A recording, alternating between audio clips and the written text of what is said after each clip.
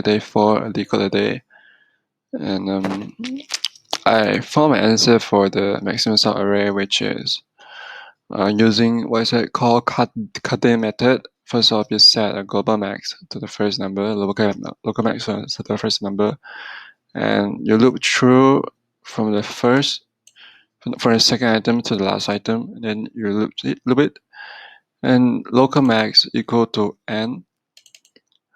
Either you take the second number or you take n plus local max. Like let's say you have this, right? So this is the first. This is first you set the first item to the local max and the global max, and then you loop through the rest. And then you compare the 1 with -2, -2 plus 1. So if 1 is -2 plus 1 is equal to -1, and if 1 is bigger than -1, you take 1 as the local max. So this is what it means. Local max equal to this two, compare these two, and then choose the max. So at the first loop, no, not the first loop. At the first each, during these two comparison, the local max has been renewed to 1. And then global max equal to local max if local max bigger than the global max, which you renew the global max to local max if, like for example this, right? Originally the global max is -2, and then you renew it since 1, now local max is 1, right? Local max is n, 1. And you renew it if n bigger than local max. So you return the global max. That's it for this algorithm. And then yesterday I also solved this moves 0 algorithms, which basically we have to move all the 0 and make it to the right side. I basically count how many 0 first, and then I delete the 0 from the array. And next thing is that I just add the 0 into the array by how many 0 we got previously, then return it. Let's see the hints. I'm not sure, I think I just used this. Okay, so today we're gonna do is the max best time to buy and sell. And it's basically quite easy to understand, but not easy to implement. Basically, like here is the stock market, and then you can buy and sell per. Basically like you loop through this array, and you can buy or sell. If you cannot consecutively buy or consecutively sell. So for example, in this, right, we need to find the maximum profit over this period. Like so each item represent a day, the price of a stock of that day. So for day 0, the price is 7. Day 2, the price is 1. So I'll buy at this price, and then I'll sell at 5, make profit of 4, and then I buy this, sell at this, make a profit of 3, right? So return 4 plus 3 equal to 7. So in this case 1, 2, 3, 4, 5. If the maximum profit method is to buy 1 and sell at 5, because the reason this is the case is because you cannot buy after you have buy you cannot buy again until you have sell it. So like you cannot buy at 1, sell at 2, and then you cannot buy 1, buy at 2 again. You have to sell before you can buy. So this way is the maximum profit. So in this case, they are continuously going downward, so that there's no buying chance, and the profit is 0. So this is the constraint, but that doesn't matter. So this is how I will do it. Like first of all, I'll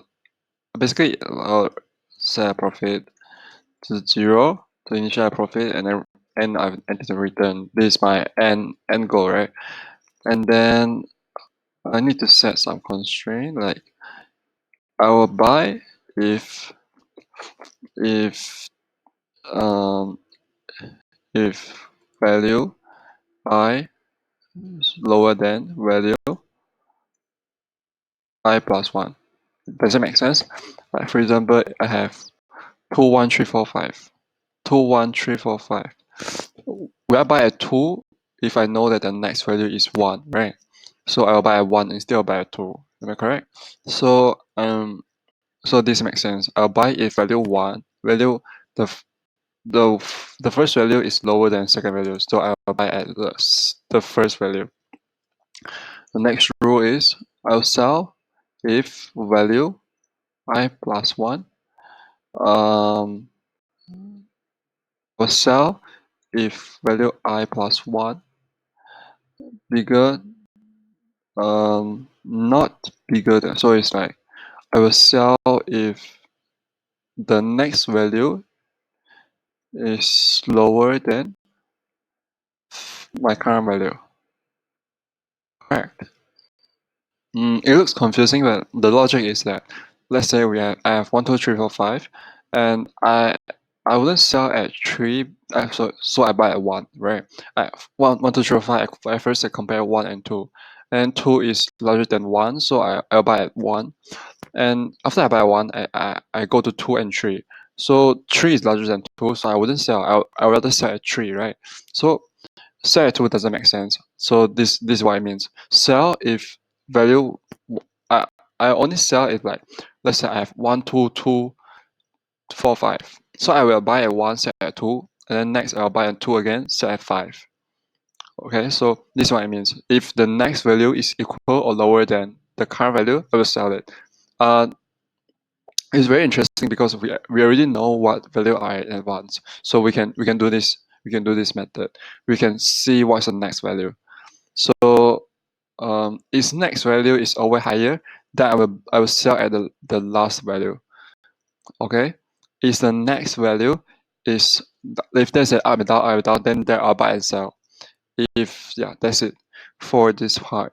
Um, and then I need to refresh the buy into new. Let's not make it. So let's set it. So buy equal to, if buy equal to I, I should just, let me think about it. Yeah, I need to access the index, so I have to use this. If buy equal to price buy equal to R is I, if price dot I lower than price I plus 1. That makes sense? And then sell equal to price I if price I plus 1. Okay, set like I larger or equal to price I plus 1. So this is a constraint. Okay. You can understand in this way. It's more clearer. So originally the sell and buy are new, right? The sell and buy are new. If so, the reason why I use this is so that there won't be consecutively buying or there won't be consecutively selling. Let me think about it. I think I should make it this way. If this, because I have multiple things to do if there's sales. Profit plus equal to sell minus buy. Buy equal to new. This is what I want to do. Right. If sales, after I have sell if this price, sell equal to this price is this, and if buy. So if buy exists, if buy is not equal to nil, then I can set that. Alright.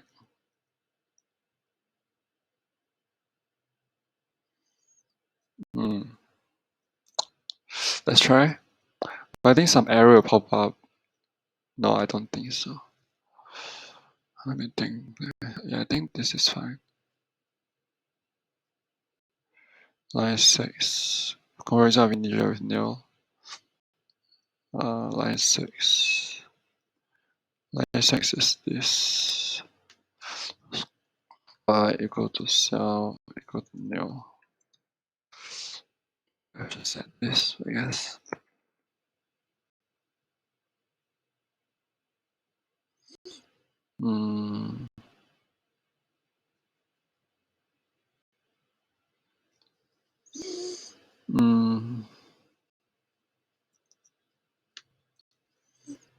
What's going on? Let me think about it. Profit equals to 0. Right, so equal to 0.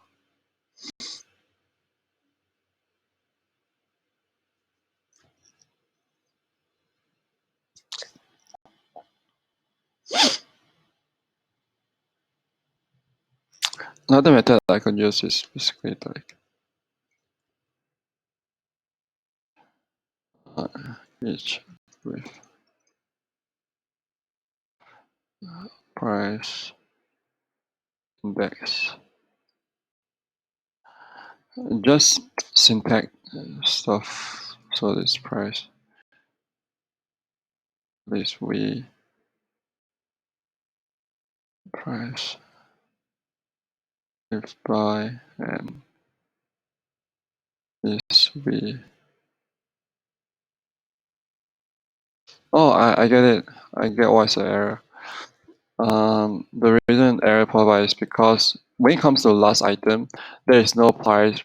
When it comes to the last item, there is no I plus 1 for the size. So I have to set the size -2. I think this is not necessary. Try. My answer is 6.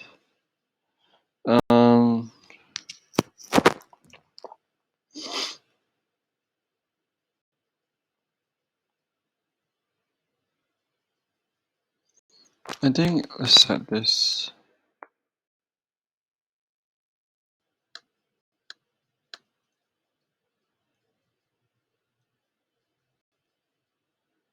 If I won't be buying again, so I don't have to buy when it comes to the last item. So it's like price.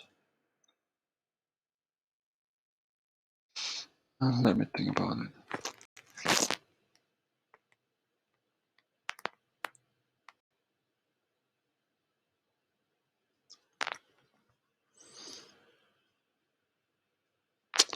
I have a very messy method to do, but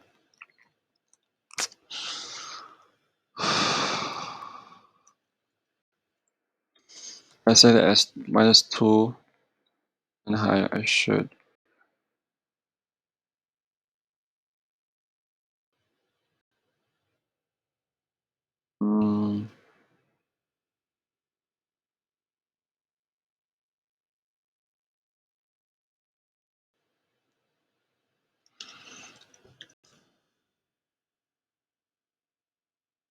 Buy and prices, and I equal to price dot size -1, which is when it comes to the last item.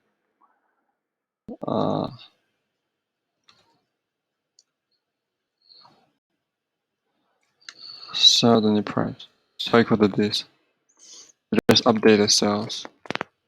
I don't have to set it. Yeah, I just update it. And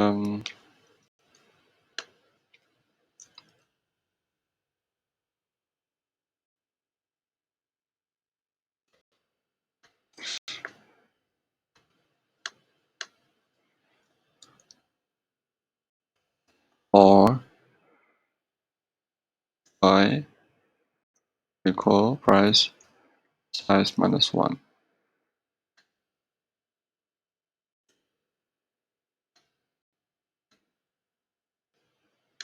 Put this to the here.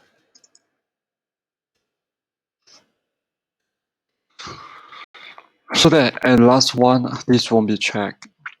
If this, let's set by continue. If by, I just the same, right?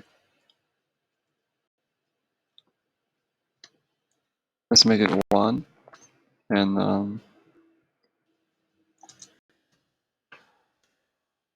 there's no point to buy at the last one. So I just set this constraint. I make it to the first so that you won't be checking this. Because at the last one, this will become a nil. So if this is not true, I just don't check for this. Just run code.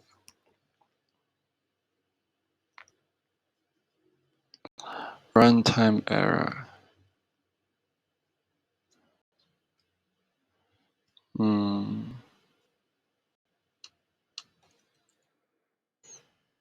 If this and this.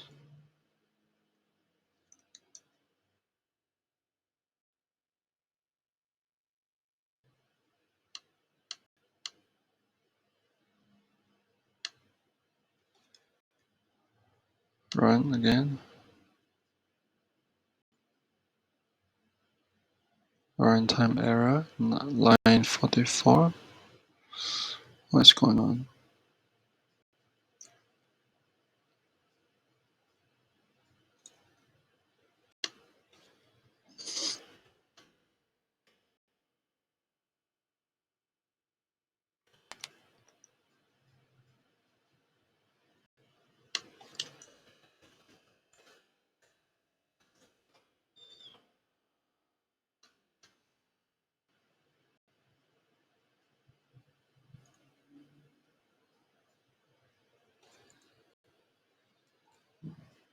I'm not sure what's going on.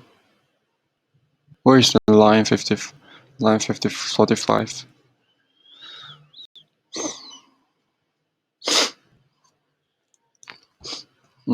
Okay, never mind. Let me check my console.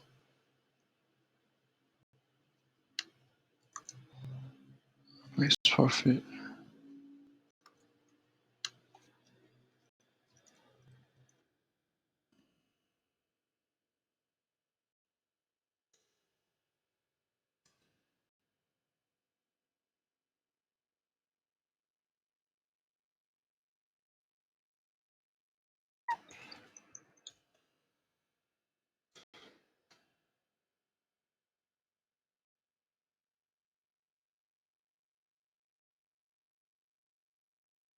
I have 15. Dev. Oh, okay. I miss N.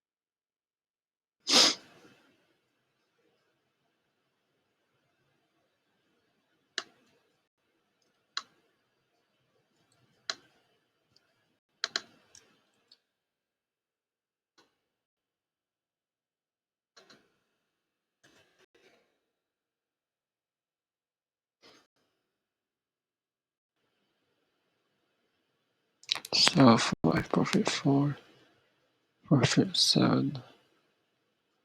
Why it end up? Oh, what's going on? Why it put N over there? For this and set run.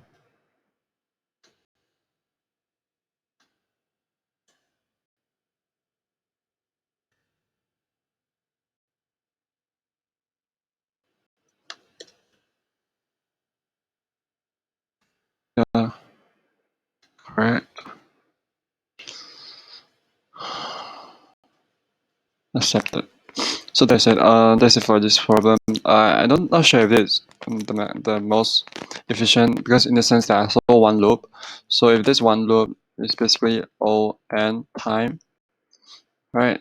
There's O n time, and then I have this assignment. So it's like O n space assignment, and within I think this answer is O n space and O n time. Because there are assignments under n, there are assignment under for loop. So it's like OM time.